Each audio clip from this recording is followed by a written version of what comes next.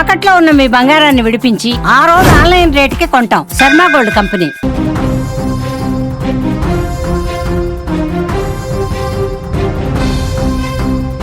అంతవరకు ఆ మైదానం స్నేహితుల అరుపులు కేరింతలతో మారుమోగిపోయింది. ఆ యువకుడు కూడా ఎంతో ఉత్సాహంగా వాలీబాల్ కోర్టులో ఆడుతున్నాడు.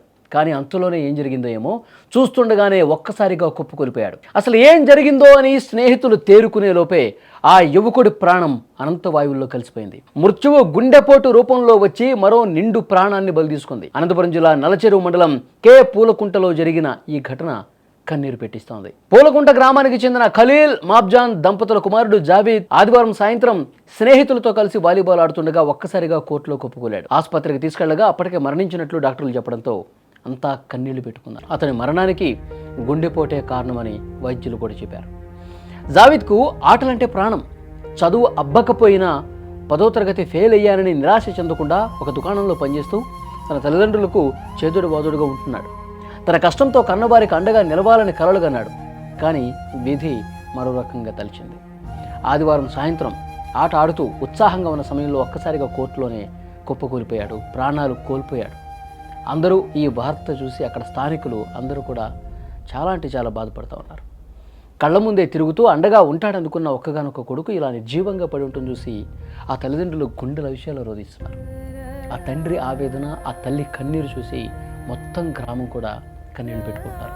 ఒక నిండు ప్రాణం ఆట మైదానంలోనే అనంతవాయువుల్లో కలిసిపోతుండటం నిజంగా చాలా ఆ గ్రామం మొత్తాన్ని కూడా శోకంలో ముంచేసింది.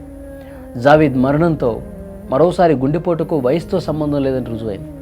ఒకప్పుడు వృద్ధాప్యానికే పరిమితమైనటువంటి గుండెపోటు నేడు 10ల ప్రాయంలో ఉన్న యువకుల్ని కూడా బలి తీసుకోవటం నిజంగా చాలా ఆందోళనకు గురి చేస్తోంది.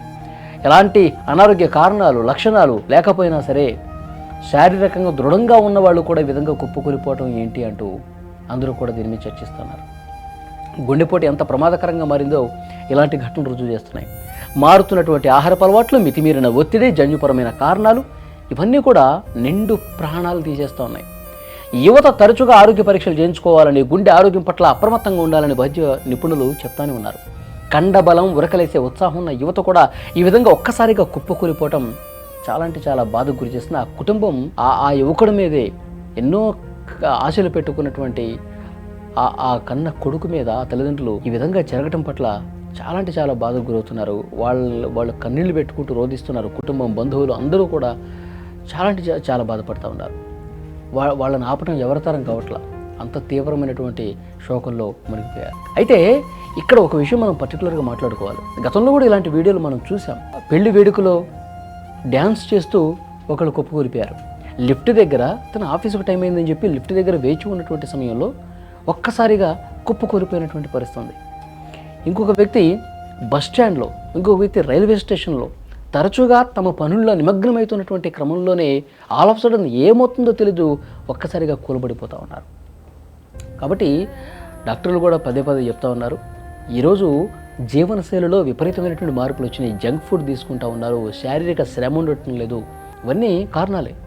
నిద్రలేమి, ఇవన్నీ కూడా సడన్గా గుండెపోటుకు కారణాలు అవుతున్నాయి. కాబట్టి 1-2 సార్లు చెక్ చేసుకోవాలి. మీ జీవన విధానంలో మార్పులు తెచ్చుకోవాలని కూడా చెప్తా ఉన్నారు.